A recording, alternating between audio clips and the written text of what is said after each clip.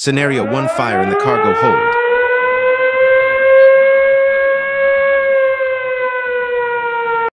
Captain, this is urgent. A fire has been detected in the cargo hold.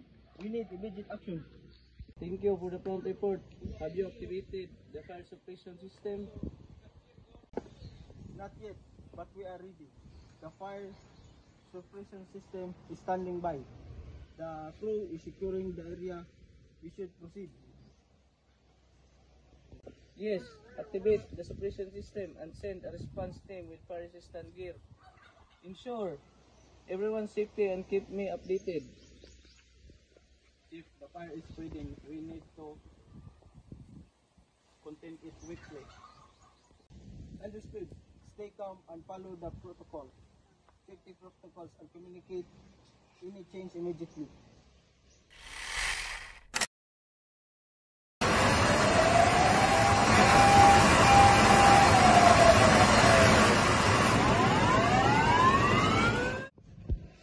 The main engine system with lost propulsion.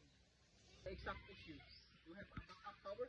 It looks like pump power function. But not really running. The propulsion is down. Captain, we have a critical situation. The main engine has failed due to the pump issue. We are working on restoring it, but we have limited control in the storm.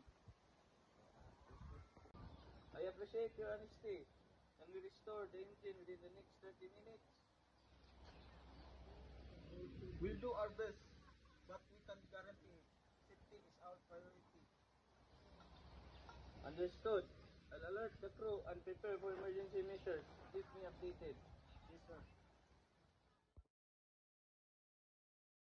Man overboard! Port one!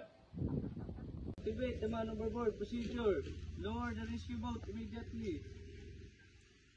Captain, the waves are high, but still we can reach them.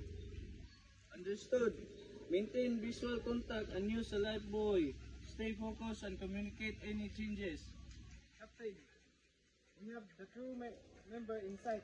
We're moving in. Proceed with caution and ensure safety first. Keep us updated.